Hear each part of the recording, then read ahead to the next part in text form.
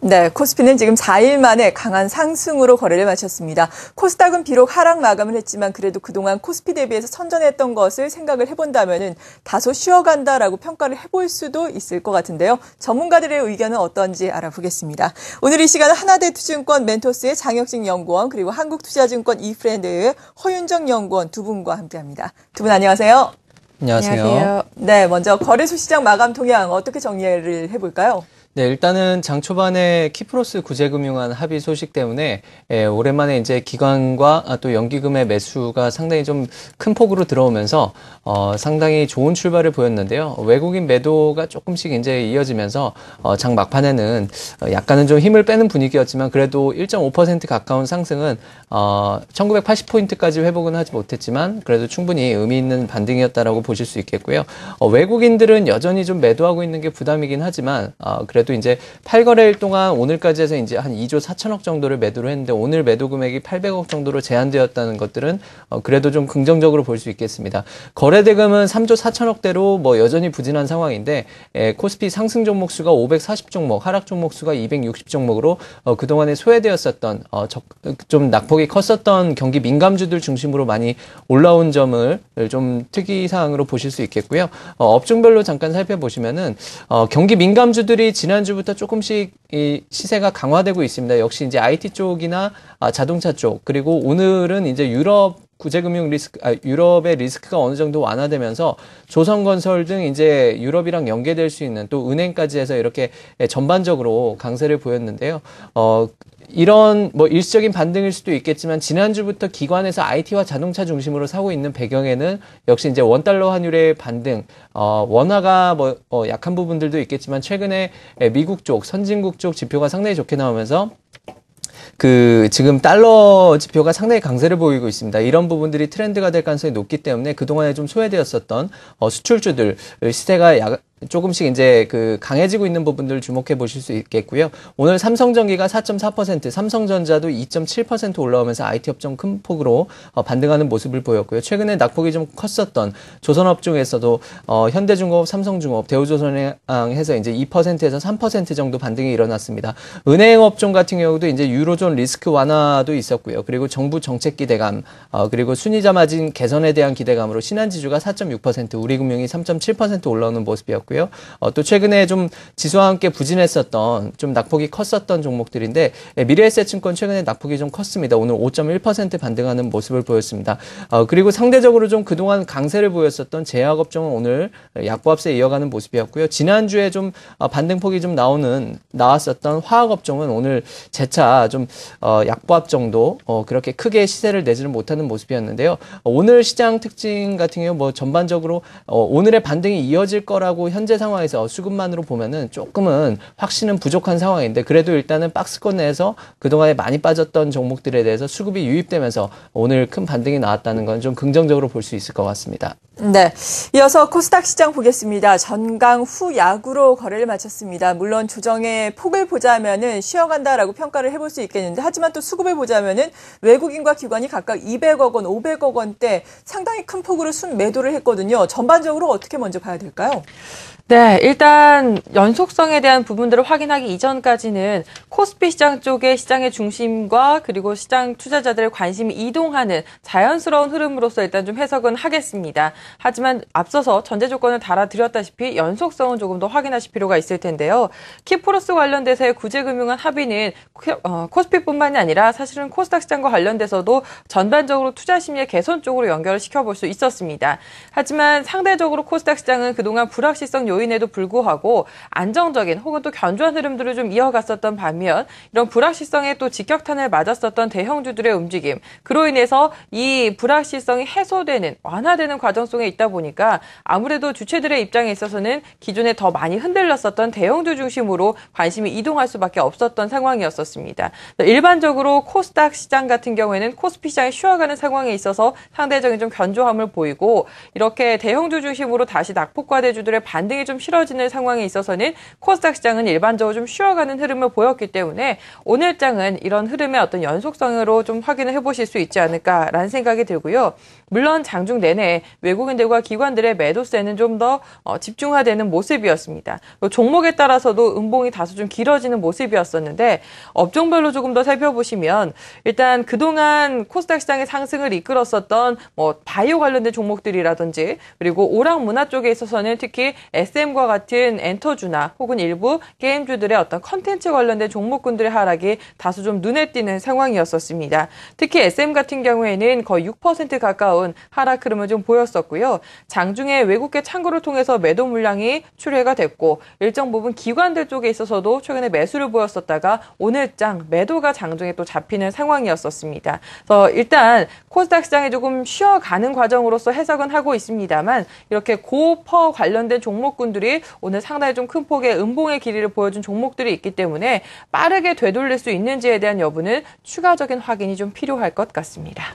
네, 추가적 확인이 필요하다라고 말씀해 주셨는데 잠시 후에 그 부분에 대해서는 좀 더 자세하게 짚어보겠고요. 수급 이어서 알아보겠습니다. 앞서서 거래소 말씀해 주시면서 외국인 물론 순매도가 지속됐지만 그 순매도 규모가 800억 원대로 제한된 점이 긍정적이다라고 평가를 해주셨습니다. 특히나 업종별로 보자면 전기전자 업종에 대해서 외국인이 물론 큰 폭은 아니지만 또 순매수로 전환한 점 역시 긍정적이지 않을까 싶은데요. 자세하게 전해주시죠. 네, 일단 앵커님께서 말씀해 주신 대로 이제 전기전자 업종에 대해서 오늘 기관과 외국인의 양매수가 있었습니다. 전기전자 업종 기관에서 700억 이상 매수하는 모습이었고요. 외국인도 200억 정도 이렇게 매수하는 모습이었는데 지난 주간에도 일단은 외국인들은 삼성전자를 제외하고 보면은 IT 업종에 대해서 선별적으로 꾸준히 매수하는 모습이었는데 지난주 한 주에서만 지금 외국인 시장에 대한 외국인 순매도 금액이 이제 현물에서 1조 5,100억 그리고 선물에서 이제 7,100계약 정도 매도가 나왔는데 그 중에서 이제 현물의 절반 이상인 8,200억 정도가 이제 삼성전자에만 집중이 되었습니다. 그거를 제외하고 보면은 IT 업종은 이미 수급이 조금씩 외국인들도 사고 있는 것들을 좀 보실 수 있겠는데요. 오늘 IT 업종들이 시세가 상당히 좋게 나온 부분들은 기관과 외국인의 양매수 효과가 상당히 컸다라고 보여지고요. 앞으로도 계속 봐야겠지만 아까 전에 말씀을 드린 대로 최근에 우리나라뿐만이 아니고 이제 이머징 증시에 대한 외국인들의 조금씩 이제 자금 이탈에 대한 그런 우려감들이 있는 상황입니다. 아무래도 이제 펀더멘털이 선진국 중심으로 강화되고 있기 때문에 외국인들이 이머징보다 선진국 쪽으로 좀 넘어가는 그런 흐름들이 나타나고 있다라고 판단되고요. 그러면서 원달러 환율 반등이 나오면서 IT와 자동차에 대한 그런 수급 개선, 가격 메리트도 있겠지만 그런 환율과 함께 외국인 기관 수급이 개선되고 있다라는 것들을 좀 보실 수 있겠고요.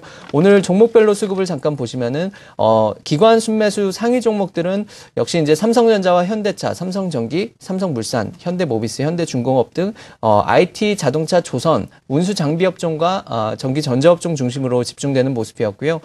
순매도 기관 순매도 종목은 롯데케미칼이나 한화케미칼, KCC 같은 그런 화학주들이 조금 상위에 잡히는 모습들이었는데 금액 자체는 많지는 않습니다. 그렇지만 일단 지난주에 낙폭과대성으로 좀 급반등이 나왔었는데 낙폭과대성 이상으로 해석하기에는 아직까지는 지표나 펀더멘털이 좀 부족하다라는 것들을 좀 보실 수 있겠고요.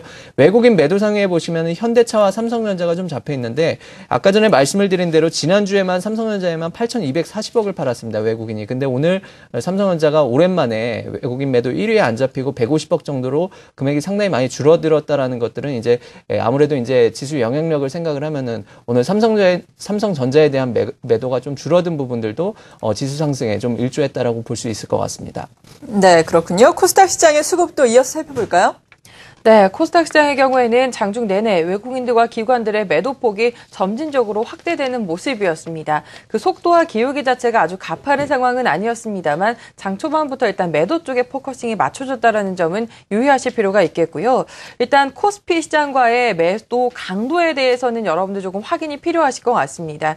일반적으로 코스닥 시장은 코스피 시장의 규모 자체가 10분의 1이기 때문에 단순하게 외국인들과 기관들의 오늘 코스닥 시장의 매도 규모에 곱하기 10을 해서 생각을 해보신다면 강도를 좀 여러분들께서 실제 이제 확인을 해보실 수 있을 텐데요. 외국인들의 경우에는 240억 원 정도 매도를 했고 기관들의 경우에는 연기금 쪽과 투신권을 중심으로 520억 원 정도의 매도가 실렸습니다. 외국인들 같은 경우는 특히나 최근에 꾸준하게 매수를 좀 이끈 상황인데 곱하기 10 하면은 코스피 시장에서는 거의 2천억 원 넘게 팔았다라고 보시면 되겠고요. 기관들의 수급은 조금 더 매도가 강하죠. 5천억 원 넘게 판 거나 다름이 없다라고 좀 보시면 되겠고요. 될 것 같습니다. 다만 외국인들의 경우에는 얼마 전에도 한 200억 원 정도 규모의 매도를 보였었다가 하루 사이에 다시 한 번 더 매수가 유입이 됐기 때문에 연속성을 조금 더 확인하실 필요가 있겠고요. 제가 조금 더 우려스러운 것 중에 하나는 역시 투신권이라든지 연기금의 매도가 아닐까 싶습니다. 특히 이들 주체 같은 경우에 투신 같은 경우에는 일부 종목들이나 업종을 중심으로 좀 집중화하는 모습을 보이고 있기 때문에 투신권으로부터 오늘 매도 물량이 상당히 출회된 종목들의 경우에는 다소 좀 대응 자체를 좀 느긋하게 하실 필요가 있지 않나라는 생각이 들고요. 좀 피해 가시는 부분들도 단기적으로는 좀 필요할 것 같습니다. 그런 의미에서 어떤 종목을 사고 팔았는지 함께 좀 확인이 필요하실 텐데요. 매수하는 종목들이 나열이 되긴 했습니다만 매수의 금액을 살펴보시면 지금까지와는 규모가 상당히 축소된 부분들에 있어서 확인을 해보실 수 있겠고요. 대부분의 종목에 대한 부분들도 코스닥 시장의 시총 상위주들보다는 그 외에 미미한 좀 종목들이 더 많은 비중을 차지하고 있는 것 같습니다. 다음으로는 순매도 종목입니다. 매도 종목을 보시게 되면 코스닥 시장의 시총 상위단의 종목들이 상당히 많이 포함되어 있는 부분들을 확인해 보실 수 있을 텐데요. 외국인들의 경우에는 셀트리온과 게임빌 컴투스, SMC젠과 같이 소위 고퍼주들 중심으로 역시 매도세가 다소 좀 실린 상황입니다. 오른쪽 기관들의 수급을 보시면 10억 원 이상 매도한 종목 수가 외국인들에 비해서 훨씬 더 많다라는 측면 좀 유의가 필요하실 것 같고요. 이들 종목들 중에서는 SM, 앞서 특징주를 통해서도 말씀을 드렸다시피 기관들 쪽에서 64억 원 정도의 현재 매도가 실린 상황입니다. 5만 원 부근에 있어서의 저항선이 굉장히 강력한 상황에서 마치 또 기관들의 매도까지 비춰진 상황이기 때문에 SM과 관련돼서는 당분간은 조금 주의하실 필요가 있겠다라는 말씀드리겠고요. 이 밖에 IT와 관련된 중소형주라든지 역시 또 일부 컨텐츠나 그리고 엔터와 관련된 종목군들도 상당히 좀 포함이 되어 있기 때문에 기관들 쪽에서 매도가 집중된 종목들은 단기적으로는 역시 유의가 좀 필요하실 것 같습니다. 네, 일단 오늘은 이렇게 코스피는 비교적 큰 폭으로 오르고 코스닥은 다소 쉬어가는 양상이었는데요. 이런 흐름이 계속해서 이어질지 어떤 전망이 필요한지는 잠시 후에 알아보겠습니다. 외환 시장의 변동성이 좀 크게 나타났습니다. 전일 대비해서 달러화에 대한 원화 환율이 무려 8.5원 하락하면서 1110.80원으로 거래를 마쳤는데요. 외환시장 마감 동향 그리고 관련한 이슈 알아보겠습니다. 대신경제연구소의 최현기 연구원입니다. 안녕하세요. 예, 안녕하세요. 네, 먼저 달러화에 대한 원화 환율 오늘 상당히 큰 폭으로 하락을 했는데요. 그 배경 어디에 있었습니까? 예, 우선 무엇보다 그 장중에 나온 그 유로존 재무장관 회의에서 키프로스에 대한 100억 유로의 구제금융 지원을 승인했다는 소식이 알려지면서 그간의 상승폭을 반납한 것으로 보고 있습니다. 1110원대까지 하락을 했는데요.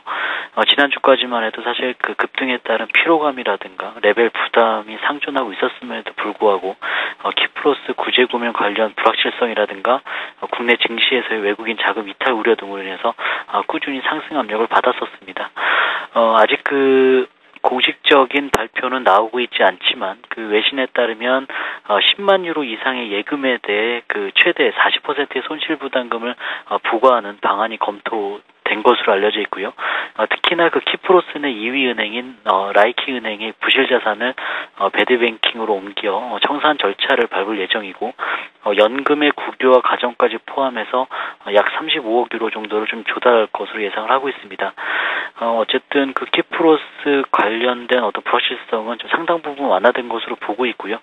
물론 그 지금 정치권 내 그 키프로스 야당의 반발이라든가 어떤 그 긴축 이행 조치에 따른 어떤 사회적 논란이 예상이 되고 있지만 어쨌든 좀 일단 큰 불은 좀 끄고 넘어간 것이 아닌가로 좀 보고 있고요.